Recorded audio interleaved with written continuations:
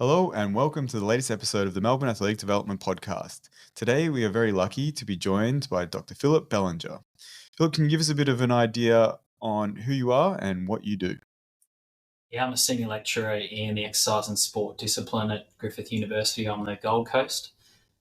It's a balanced position, so part of that role requires teaching, and I can be in a couple of courses in the exercise science program, but also a big advocate for promoting the sports science as a career pathway for young sport and exercise scientists. And then another part of the role is applying research, and most of my research is in the applied sports science space. So I've got a big focus on trying to answer coach and athlete-led questions that relate to the training process and overall performance.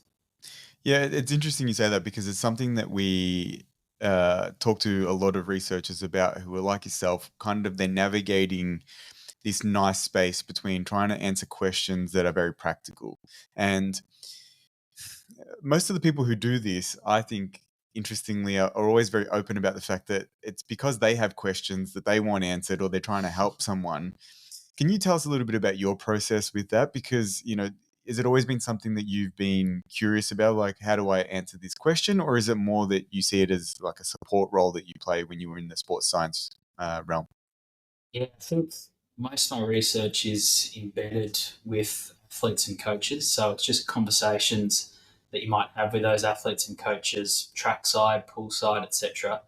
And that really leads to some interesting questions. And then I've just got a big level of intrigue around what limits performance. So then when I combine those two and try and have that scientific process attached to it, I find it really fun and intriguing trying to answer those questions. And I think being involved in research, it can be a bit of a long game. Coaching athletes what answers really, really quickly. So I guess trying to temper that enthusiasm a little bit and trying to build up really strong relationships that allows you to have really good applied sports science research. You just mentioned limits, and we actually just did a podcast for our listeners that's probably a couple of weeks apart, but with Tim Gabbett. And I asked him the question, is there an upper limit to performance? And if there is, or if there isn't, how do we get there? So from your current perspective and then your experience, do you see that there are limits to performance, and do they maybe vary across different structures of the body or systems of the body? And if there's not, then how do we get there? I think there's definitely physiological, mechanical limitations. And as we've evolved, you've seen the rate of world record progression start to slow a little bit. We've also got advancements in technology, the type of clothing, footwear that athletes wear as well.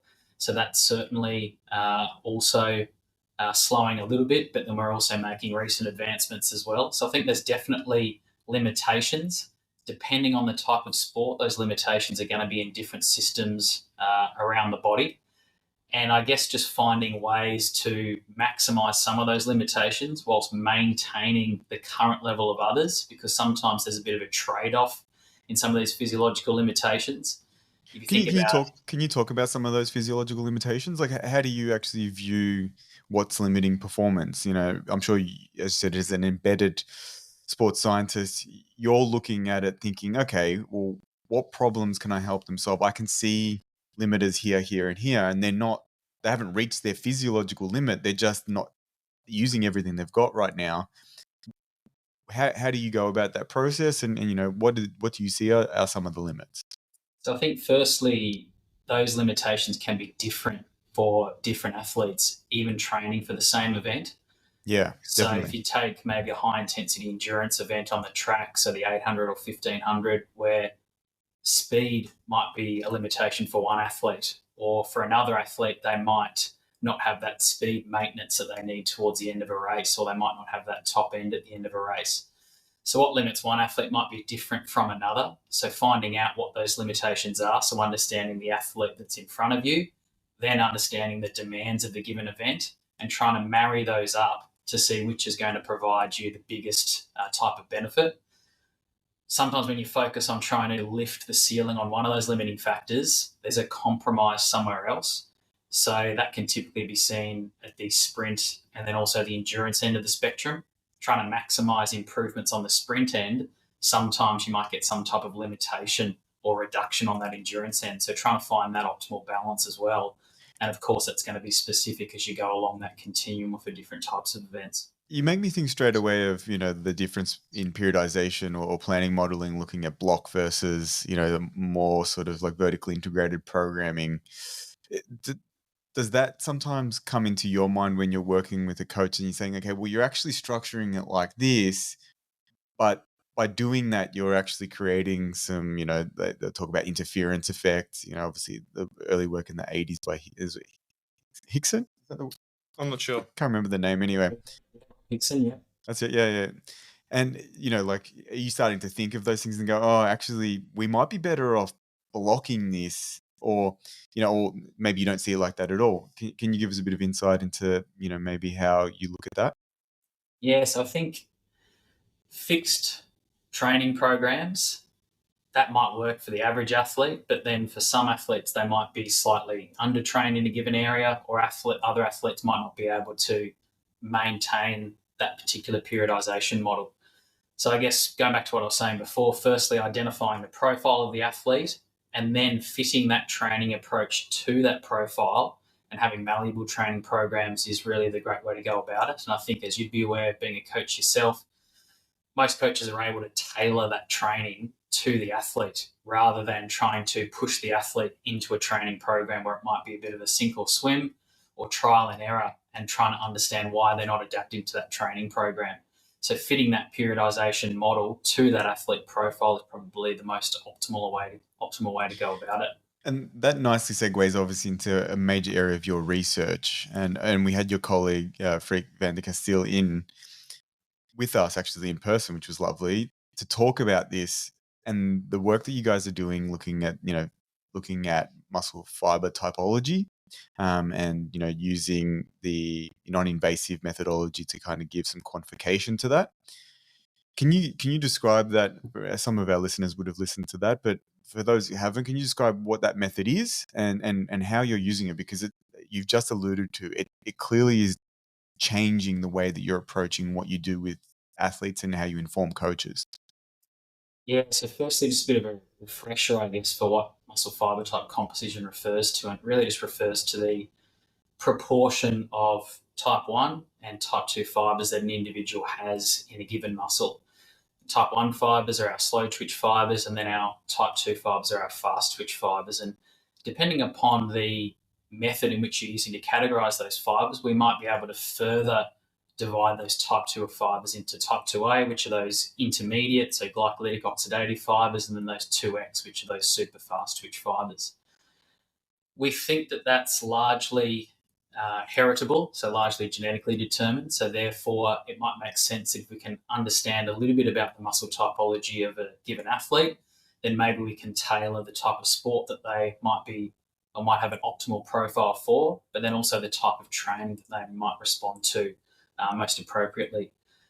A lot of that research was carried out in the 70s and 80s, where they were just biopsying every elite athlete that they could find, whereas in more recent times, we now know that certainly that biopsy technique is quite invasive, and the actual technique or a range of techniques that we can use to identify the fiber types of that muscle sample actually have quite a high level of variability. But we certainly know that muscle typology, it matters for the sports that you might be most suited to, and then also for some of the responses to training. So then we've been working with some colleagues from Belgium, led by Professor Wim de Rave, and we've been applying a non-invasive technique to estimate the muscle typology of athletes that tries to circumnavigate some of those limitations of the muscle biopsy technique. And it's quite technical, but involves an MRI machine and then a technique called proton magnetic resonance spectroscopy. So try saying that fast a few times, it'd be pretty challenging. But it essentially allows us to identify the chemical composition of that region of muscle of interest, and we can identify a number of different metabolites using this form of spectroscopy. And one of those metabolites is carnosine, and we think that that's in much higher concentrations in the type 2 fibers, compared to those type 1 fibers. And typically most of the studies that have looked at these fiber type specific concentrations have found that it's twofold higher in those type 2 fibers. So we can apply this non-invasive technique to measure carnosine at a known volume of muscle. And from some of the validation studies that have been performed, it seems to be in quite good agreement that an individual that has a high level of carnosine, it's also indicative of them having a much higher proportion of type 2 fibres. So we can measure it non-invasively, and we can profile athletes pretty readily now that we've got this acquisition sequence set up here on the coast. And I know that we obviously spoke about it with Freak, and I'd like to get a little bit more understanding of this selfishly. We spoke a little bit about the Z-score deviation and how you're using that to potentially give you even more understanding of, how much of someone's towards the slow twitch, or even within the fast twitch, are they more towards that intermediate end based on how much deviation is? Can you explain that a little bit more? Because selfishly, as I said, I've got some follow-up questions that are probably more related to my own coaching. Yeah, sure. So this probably relates to having that practical application that coaches and athletes can readily digest. So when we perform this technique, we focus on a fixed voxel or volume of muscle, and we can quantify the amount of carnosine in that volume of muscle. So we get an absolute carnosine concentration. But providing that information to an athlete or coach doesn't really mean too much. So what we've done over the last few years is we've built up a database of non-athlete but healthy individuals that we've scanned. So a big group of men and women that aren't particularly elite at any given sport. And what we do is we quantify the carnosine value in our athlete, and then we convert that value to a Z-score based on this control population that's age and also sex matched. And what that Z-score provides is basically a standard deviation that athlete is away from the average of that control database. And we've come up with these categorizations that are somewhat arbitrary, but it's based on the statistical modeling of what you might see if you were to determine the fibre type of a large group of people. It's actually bell-shaped, so it's a nice normal standard deviation. So the majority of people sit in the middle, so they've got mixed typology, but then certainly you've got some individuals on either end of that spectrum, so slow and also fast typology. Does that allow you to differentiate between the 2X and 2A, or is that just say that they've got much more type 2 fibre? Yeah, it's just a type 2 to type 1 ratio. Have you done any comparatives with, say, like in those populations to work out if you also do, say, like a biopsy, like what the actual breakdown looks like? Yeah, so colleagues in Belgium have done a couple of those studies now. There's a more comprehensive study that should be out pretty soon that's looking at some of those specific type 2 fibres, so we'll wait to see the outcomes of that. But certainly what we base our current work on is just a general type 1 to type 2 fibre comparison.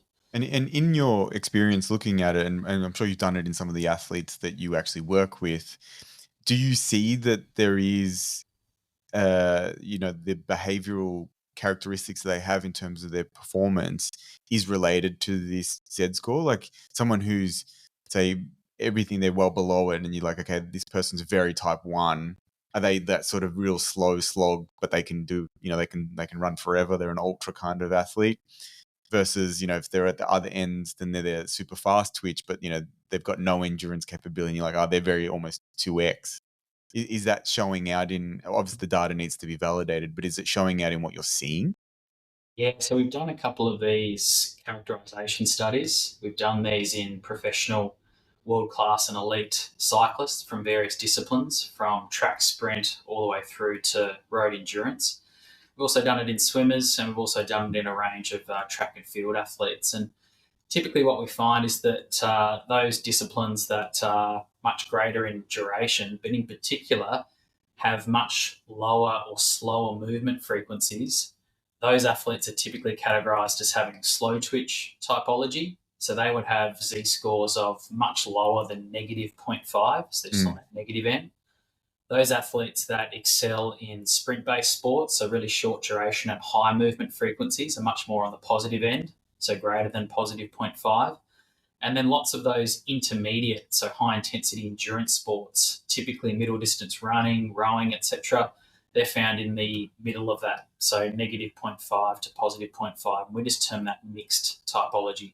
So we find that that's pretty consistent across most of those sports. In swimming, it wasn't as strong, and that might be related to a few reasons. So firstly, you could argue that maybe it's a more technically driven sport compared to sprint to endurance classifications in other sports, so track running and also cycling.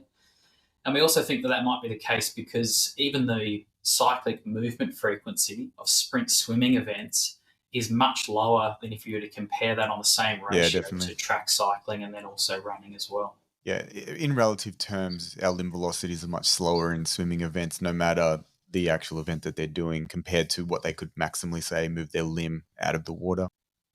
Has that been?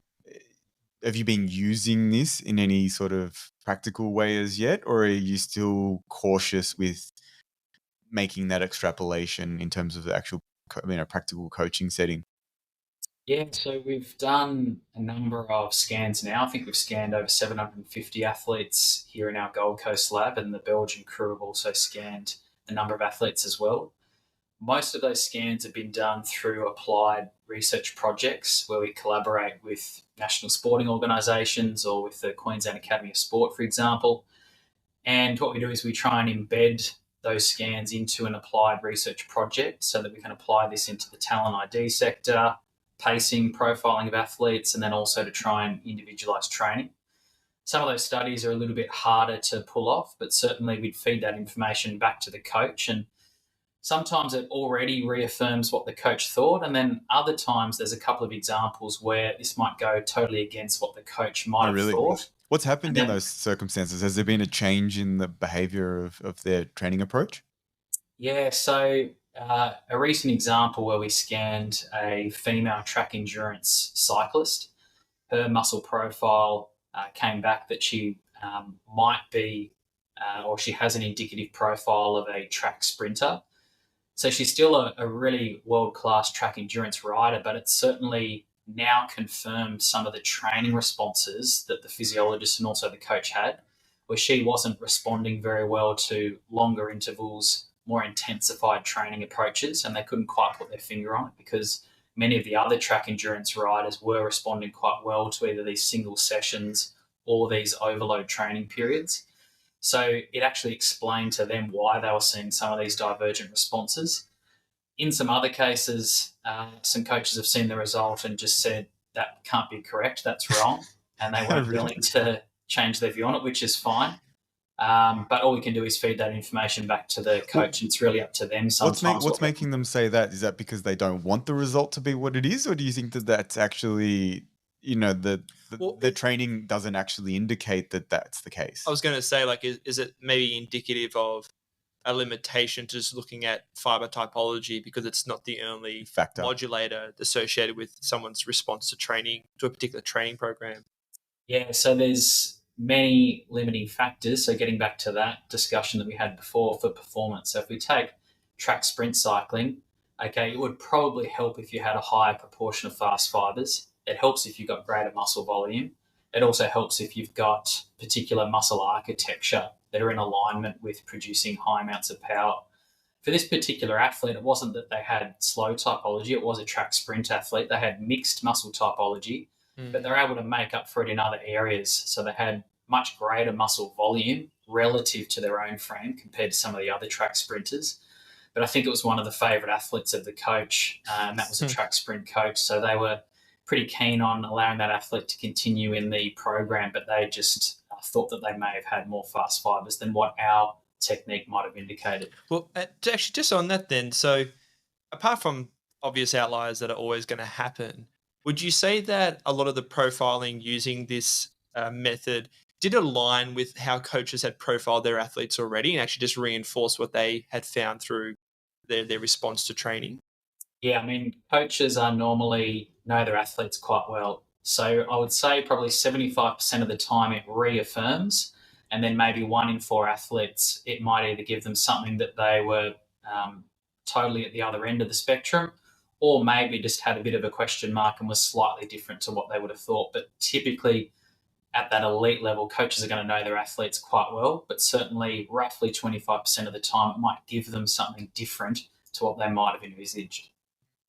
A question I had for you, which goes off topic a little bit, but is related to carnosine. Now, my understanding of the physiology is not amazing, so correct me if I'm saying something really stupid here, but I know that supplements like beta-alanine actually affect the carnosine volume within the muscle. So what does that do if someone's using beta-alanine or loading with it to your studies using this quantification method? Yeah, so we've got pretty specific inclusion criteria for our applied research projects, but then also our servicing outside of that. So we would require an athlete to have a 4-month washout period where they have no beta-alanine consumption. And in line with some of the previous studies that have been published looking at the washout rate following carnosine loading, then carnosine in the muscle would be back to baseline after a 4-month cessation period. Have you ever tested someone to see what it actually looks like when they've done it? Yeah, so we certainly know. I've had a couple of people through some other unrelated studies where we've still been measuring carnosine.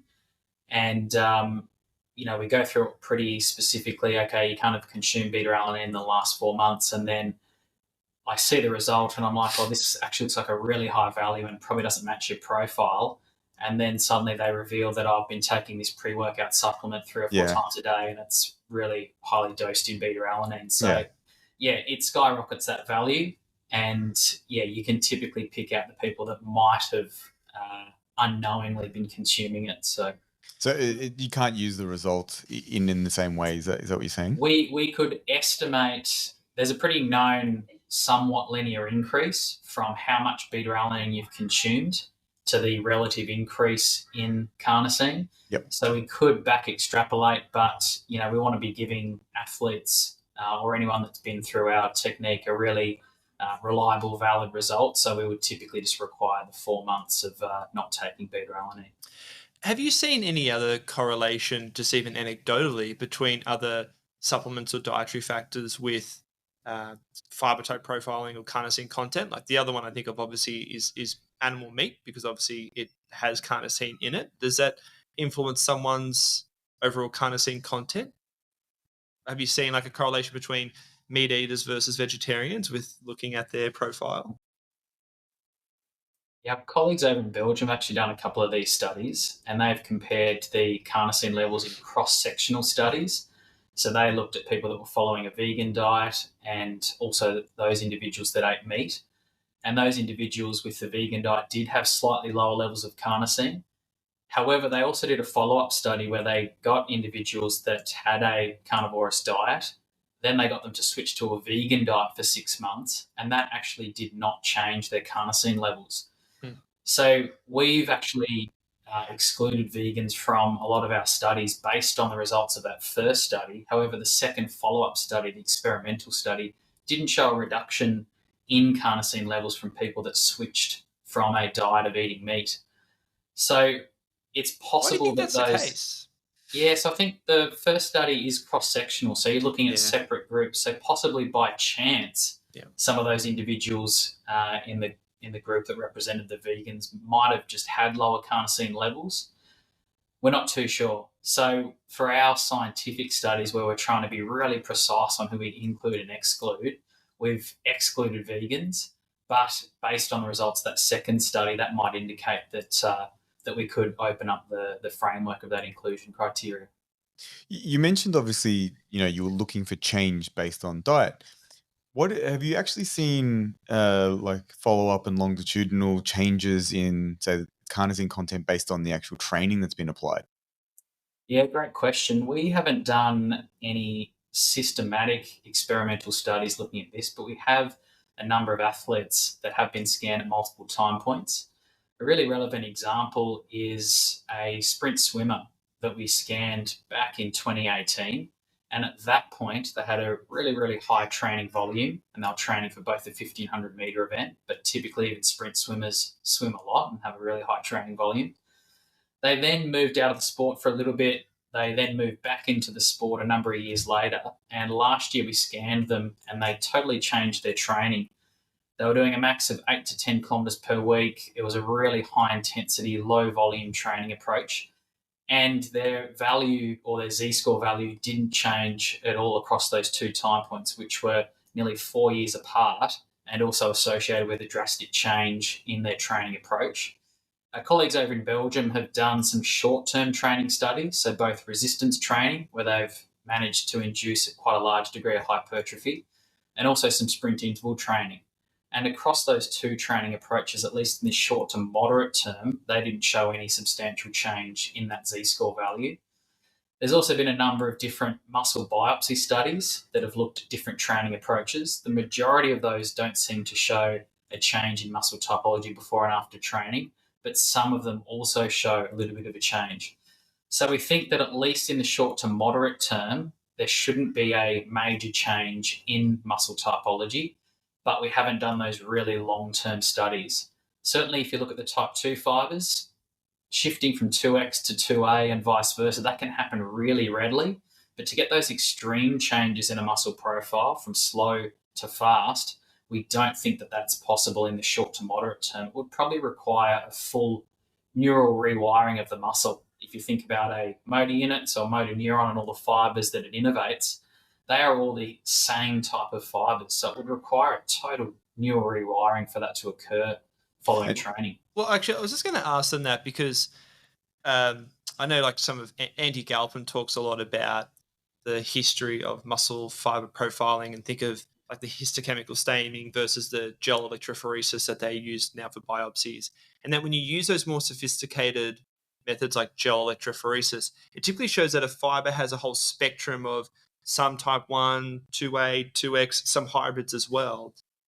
Is it more plausible to think that perhaps a muscle may be predominantly 2A with some 1, some 2Xs and some hybrids, and with training it just becomes more of a 2A pure as opposed to that spectrum that they typically have? Is that what you would suggest is going on? Yeah, some pretty cool research in that space. You've certainly got the presence of hybrid fibers as well. So if we're using some of those traditional staining techniques where we're looking for the myosin heavy chain protein, and that's the typical protein that we look at to classify fibers. So myosin heavy chain 1, that's your type 1 or slow twitch fibers through to myosin heavy chain 2A. Some of those fibers, using those techniques, you can see hybrid fibers where you might have MHC1, 2A, and 2X in the same fiber. So whether you can shift those fibers to specialize with a certain type of training, a couple of characterization studies have tried to shed some light on that, and they found that in really well-trained athletes that follow or have followed the same type of training for many years, they actually have far fewer of these hybrid fibers. Whereas sedentary individuals and people that maybe haven't specialized their training yet or do a very mixed mode approach of training, they have far more of these hybrid fibers. So it's possible that by specializing your training, you can push these fibers in a certain direction, or that is at least the thought at the moment. Yeah, no, that makes sense. Given this and the suggestion that if there is change, it's not necessarily that readily available as a short-term change. Does that mean that we are generally going to be directed by our genetics, at least in this area, towards activities that are better matched for what our muscle fiber typology is? Well, is it self-selective anyway, in that we end up participating in the sports that we're good better at, at because of it, and one of those factors is muscle fiber profile. Yeah, pretty much. I mean, I typically played sports that I thought I was better at. Whether that matched the muscle profile, maybe a little bit of that muscle profile had something to indicate the type of sports that I was playing, because that allowed me to excel in those. Yeah, that's why Jack and I played checkers. Yeah, I was going to say, it's funny, I didn't seem to excel in any sport. I'm not sure what happened there. Like, we think from a number of some classical studies in the 70s that at least 50% of muscle typology is heritable. And we know that from studying the muscle typology of mono and dizygotic twins. So those sort of family and twin studies, they've assessed almost the relative contribution of those genetic and environmental factors. And there is certainly a significant genetic component where they think that at least 50% of your muscle typology is heritable. Maybe the specific things that you do at a very young age can then further shift that either way. And then obviously many years of following a specific type of physical activity might also shift that profile a little bit one way or the other. But certainly there is a large genetic component to it. So yeah, you can certainly thank your parents for what they gave you as far as your muscle typology is concerned. In that, and we spoke about obviously the things that contribute to performance or limit performance. And obviously, this is an area that you investigate, but I'm sure you have knowledge across lots of areas. Um, would you say that, in your mind at least, from what you understand, that muscle fiber typology is the greatest influence from those, heritable features that you will influence, one, maybe what we select, and two, what we're going to be good at? Yeah, I certainly think so. As far as it goes, looking at males and females, I think for males, muscle typology is pretty important. For females, it might be even more deterministic because there certainly seems to be quite a ceiling on the amount of muscle volume or muscle accretion that females who are performing in that sprint end of the spectrum Maybe not can if they do the accrue. enhanced games. Yeah, unless we look at the enhanced games for sure, that should be an interesting exercise. But if you think about muscle volume being capped, then maybe some of those other muscle characteristics, including muscle typology, might be even more important for female athletes. So we're certainly looking at a little bit of work in that space at the moment, and that's led by a colleague of mine, Claire Moynihan, who really specialises in female athlete and performance. And we've actually certainly found that we've tried to characterise female and male athletes in a number of sports across that sprint to endurance continuum. And it certainly seems like for female athletes, those that excel in those sprint based sports certainly have a much higher Z score, and it seems to be a prerequisite for success. So, yeah, what do you think it is? Like, do you think that with the males, they've got more features that they can change, and therefore that becomes less of an influence on the overall performance characteristics? Yeah, I think there's certainly a bigger ceiling on some of those other characteristics. So I think muscle typology is certainly important, but maybe if you're looking at that Z score range, mixed, and then also fast typology for those sprint events, whereas for a female, it's almost according to our data, like they have to have that fast typology to excel in those sprint Does disciplines. that change how you approach training and coaching males and females then? It would certainly change how you might profile athletes from a talent ID perspective in terms of encouraging them in which discipline to go for sure. Thinking of factors that influence performance, one of the other ones that's very important to the muscular system is the neural system. Is there actually any research that you're aware of people trying to look at how you can actually classify or profile different types of neural profiles? Like, is there a way that, Neurotyping. yeah, is there any type of measures that people are trying to look at, whether it's related to, you know, brain imaging or certain characteristics within the spinal cord that, again, may be related to performance and also may be related to the muscle fiber profile of an individual? Great question. I'm probably not fully across that area, but I think as we were talking about before, profiling those different limiting factors and those sites that we know limit performance, and certainly the neural mechanisms underpinning performance seem to be really important, particularly in delaying fatigue, but then also for those sprint power-based sports. So certainly could be another aspect to add to the model rather than just trying to focus on one of those limiting sites of performance for sure. Mm. No, you go. No, one of the things that obviously we did speak to Freak about was the influence that this potentially has on injury. Are you able to give us a little bit of background on not whether it influences, because we spoke about the fact that it potentially does, but why that might be the case, and maybe what we can do about that if we do profile someone that we think may have a greater risk? Well, actually, it would be worth elaborating because, from what I understand from some of the research from the group in Belgium, there's actually conflicting evidence to Oh, suggest whether it is a correlate or not. Yeah, so I think that was probably based on one of the studies from Aline Levens, where she Mm. profiled the muscle typology of a range of elite soccer players, both from the Belgian Pro League and then also the EPL.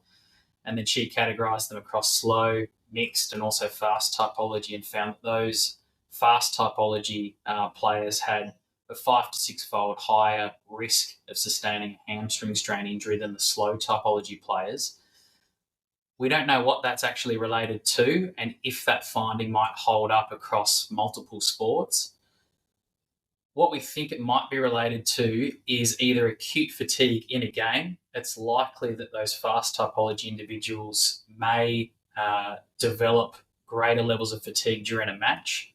It might also relate to the fact that there is a chronic overload period of training. So maybe they're going into the match and they're not quite recovered. Or possibly during a match, they might have more opportunities to sprint, or they can just produce more power when they sprint. And that added mechanical stress might just simply relate to this higher injury risk. Or it could also relate to some of the key structural differences between fibre types. So if you look at it at a microscopic level, those type 2 or fast twitch fibres have narrower Z discs. There's also some differences in the elasticity of the protein titin in between those two fibre types. So then it leads to, okay, if we know that these individuals are getting injured more frequently or they've got a higher risk, what can we actually do about it? So we know that in the gym, accentuated eccentric training can produce some really important benefits in some of those micro changes in the muscle. So they can increase the elasticity of titin. They can also strengthen those Z discs. But whether it happens in a fibre type specific manner, those studies just haven't been done. But certainly looking at it from a global aspect, then maybe manipulating the way in which those individuals might perform their resistance training could be a pretty good approach. You just mentioned some of the microscopic differences or structural differences between fast twitch and slow twitch. And I know reading some of Aline's work that fast twitch fibers are technically mechanically weaker, which doesn't actually really make sense because they're obviously able to produce higher magnitudes of force. So is there any actual explanation for that? Or is there other elements that we need to consider too, like the surrounding connective tissue network that may also be profile specific and helps protect the actual muscle fiber? Yeah, well, it's not necessarily the peak force that's different. It's really the rate of force development's different between those fast and slow twitch fibers, and hence that's probably where that descriptive name came from. There is a little bit of work looking at the musculotendinous junction of or that connection in between the tendon and the muscle fiber, and that might be a little bit different between the fast and slow twitch fibers. But firstly, it's very hard to measure, so we certainly need a little bit more research in that space. But I think that could be an area in which you can target through training, but we certainly need a little bit more research in that area because a lot of these studies have only come out in the last couple of years, but it's certainly indicating that there might be some structural differences, but also relating to that musculotendinous junction as well. Do you think that the injury risk potentially, say, in a field sport like soccer, is in any way related to the training that they do not being necessarily optimized by such thing as their muscle typology? You know, for instance, there tends to be in team sports a significant reliance on, say, endurance conditioning, at least traditionally. I think that's changing, but traditionally. And for people who are, say, that faster typology, they're actually, you know, doing training that potentially is actually completely contrasting what they're good at and or potentially not harmful, but how you optimize their response. Is not optimizing their response. Do you think that could be in any way related to why we saw an increased risk of injury for these athletes? I think so for sure. There didn't seem to be a position-specific profile in elite soccer work. We've also done some work in Australian rules football, and we didn't find a position-specific muscle typology either. Mhm. But typically, when you think about conditioning in team sports, they're typically grouped into their on-field positions. So their positions are training the same way, but the muscle typology of athletes within those positional groups May is vary a vastly lot. different. Yeah. So I think trying to match the training stimulus to the muscle profile might be a better way in order to do that, to try and maximize adaptations to training, but then also reduce injury risk and the risk of overreaching. Even if you're trying to target the same adaptation. So if you're looking for a typical endurance session, you might be doing, 1 kilometer reps around the track.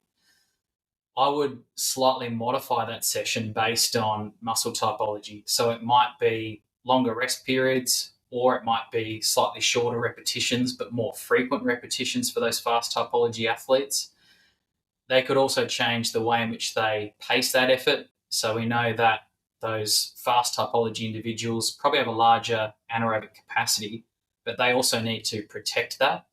So based on some of the work that we did in middle distance running, more of a conservative pacing profile might actually be more beneficial for those fast typology individuals, whereas the slow typology individuals have those faster oxygen uptake kinetics, so they can handle that higher, fast, sustained pace from the start. Mm. So slightly tinkering the micro prescription of some of those sessions might be a really good approach. And then looking at some more of those macro periodization prescription variables. So overall volume is certainly a bit of a factor. And then also the distribution of training sessions across a week could also possibly be individualized based on muscle typology. Are any of these studies being done that you know of yet, like interventional studies looking at the application of training based on phenotype and then linking that with, consequent injury? Yeah, so we've done a little bit of work in that space, and it was probably off the back of an acute study that Aline Levens carried out. She did a really high intensity sprint interval training session in the morning and then looked at the time course of recovery and found that those with slow typology, they were recovered from that session within 20 minutes, and then the fast typology group still hadn't recovered 5 hours later on. We then sort of built some momentum off that study and continued that into more of a chronic training approach in well-trained middle distance runners. We didn't really have any middle distance runners that sat in that fast typology spectrum, as you might expect. So we just had slow and mixed typology individuals. But we really ramped up their training volume for a 3-week period and then gave them a taper. And we found that those slow typology middle distance runners, they were able to tolerate the increase in training volume initially. So they even returned to the lab, and although they were feeling pretty fatigued, their performance had already increased. And then after a taper, they had a further supercompensation. Whereas those with mixed typology, even after the taper, they'd only return their performance back to baseline. So they didn't really have that performance supercompensation. So that really relates to that time course of recovery and distribution of training sessions across a week, and then that overall training volume piece. Sorry to interrupt you, but does that... Yeah, we've got some more work in that space at the moment. We're going into the resistance training space, and then we're sort of going to try and build on some of these other prescription variables with some other studies as well. Does that in any way suggest that with individuals that maybe are, in one end of the spectrum, whether that be more endurance or more mixed or potentially even more fast twitch, that they have upper limits on using the training parameter of volume? Maybe not so much for the endurance, profiles, but they have upper limits, and you actually need to pull different levers in order to improve their performance. And what I mean by that is, on a common sense test, say for instance, if you're a sprint athlete, if you can do more sprints at a reasonably high intensity, 95%, it would make sense that if you got more of those in, it would prepare you better for your competition. However, does this research in any way suggest that no, you're actually better off doing less volume but closer to 100%, because for those individuals, their adaptation window might be capped not so much by the intensity that they're doing, but actually the actual total volume that they can do of that intensity? Yeah, I think so. I guess relating to that point, there's also been some really cool research looking at fibre type specific adaptations. And this was done in some more middle distance runners. And they found that the type 2 fibres had greater improvements in their mitochondrial oxidative capacity relative to the intensity which they were able to maintain for those work intervals. So, of course, you can only maintain a higher intensity for a shorter period of time. So, in some cases, reducing the overall volume or duration of those key work intervals and then increasing the intensity might certainly be a better approach, particularly for those fast typology individuals, for sure. And putting that in practical terms, is that, actually just, measuring their performance in those activities and seeing whether, the degradation starts to occur? So say if they're, a field sport athlete and they're both doing, repeat sprints, in the group that start, dying off very quickly, are you at that point maybe not getting what you want compared to the athletes who, they're actually maintaining that output? Yeah, I think it all relates to your proximity to failure. Yeah. So the equivalent to being in the gym, you might be performing a given set, and then your velocity at which you can lift that load starts to decrease before the end of the set. And there's a heap of research in the resistance training space that's demonstrating that reducing that proximity that you've got close to failure might even result in more beneficial adaptations, particularly on that speed power end of the spectrum.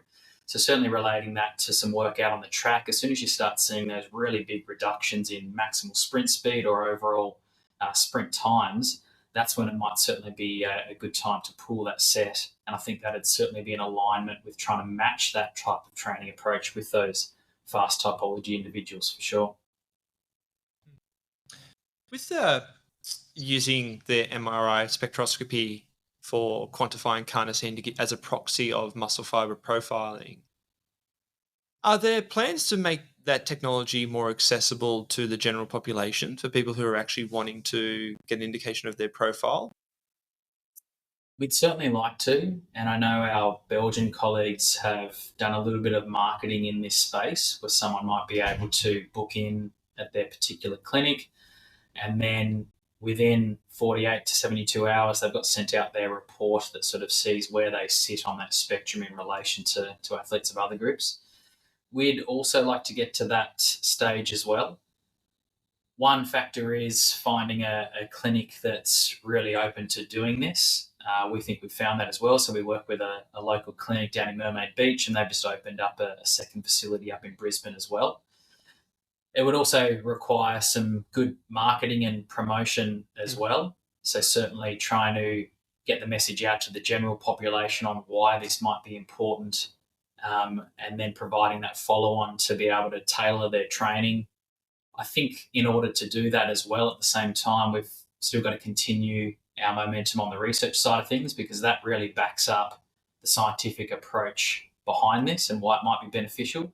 But that's certainly where we'd like to get to. So making it more accessible for the general population, and then also more applicable for athletes as well, so that they don't necessarily just have to be involved in a research project. It could just be a bit of a service that we're offering as well. And we're certainly working with the state-based institutes and then also the Australian Institute of Sport to try and bring that accessibility for athletes and coaches. And at the moment, looking at ways in which we can expand this service to outside of Southeast Queensland and get a scanning site up and going in Melbourne, for example, and other areas of Australia too. Through your research in this field and working with coaches, have you found that there's some consistent observations that coaches make to give them an indication of what profile someone is based on their physical profile, their response to training, or whatever it may be?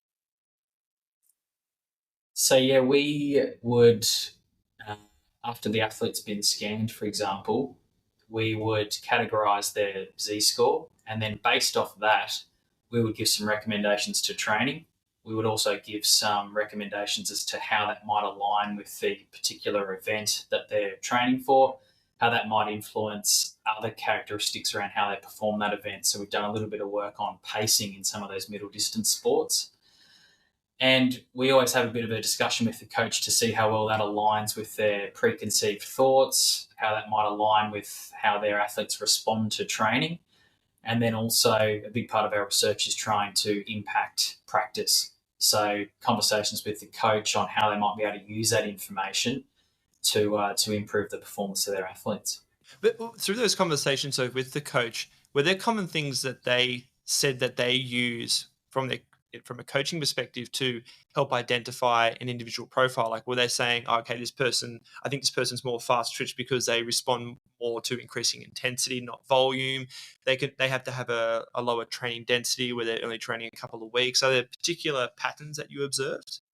Yeah, for sure. Actually, coaches use a really big array of field-based performance tests to try and categorize their athletes.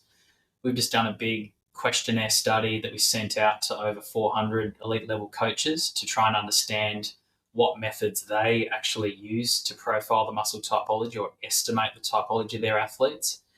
Everything from sprint and endurance tests, coming up with some kind of ratio between those.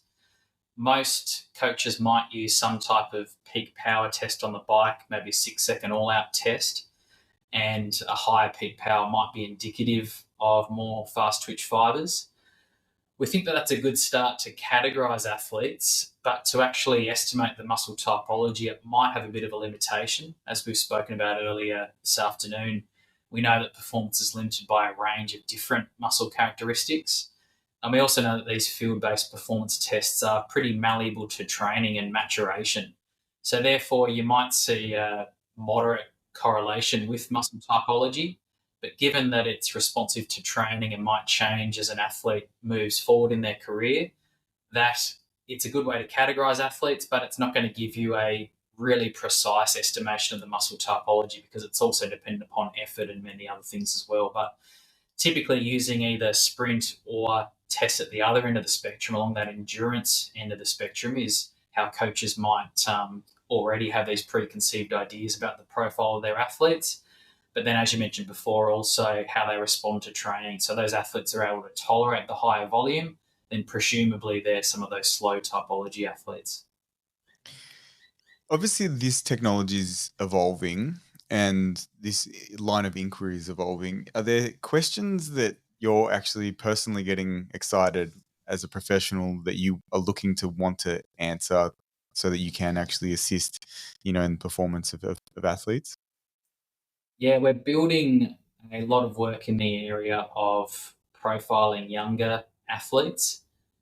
It's always a bit of a controversial topic because multi-sport athletes typically end up being the best senior athletes. So we don't want to specialize young athletes too young or tell them to stop doing sports that they're enjoying. Yes. But certainly profiling athletes at a younger age and tailoring that muscle profile to the types of disciplines or sports that they might be more than likely to reach a high level of senior success in, because we know that looking at junior performance is actually a really poor predictor of senior success. So trying to understand a little bit more about the heritable traits in athletes is what we're moving towards. Muscle typology is one of those, but whether there's other aspects that we can add in to try and build this profile a little bit further out is something that we're looking at the moment. So certainly personality types and which sports they might be most suited to, and also specific to female athletes. A colleague of mine is looking at different hormonal profiles and whether they might relate to senior success as well. So just really rounding out that approach in that talent ID sector is pretty interesting at the moment. What kind of stuff is she looking at in relation to hormonal profile? Yeah, so looking at levels of free testosterone, also some female-specific hormones as well. And at the moment, just building up that large database, because the unfortunate thing about that talent ID space is that those studies take a number of years, because you've got to measure these profiles in junior athletes and then track them all the way through to senior level and see which ones were able to make it or not. You need really large sample sizes because there's a number of reasons that young athletes might not go on to reach senior success. So pretty challenging studies to pull off. The other ones that I'm interested in is the ones that relate to the training approach. So how can this information better inform the types of training programs that athletes should adopt to try and maximize their adaptations to training? Is there anything that at the moment, it's not confusing you, but you're finding a challenge that you're wanting to take on? I feel like curious people, which you come across as a very curious person, you've always got these gnawing problems that sort of sit in your brain over even sometimes years, and you're like, I really want to be able to answer this, but I don't think I've got the right approach just yet. The tough one that we're working on at the moment is whether you can individualize some of the resistance training prescription variables based on muscle typology.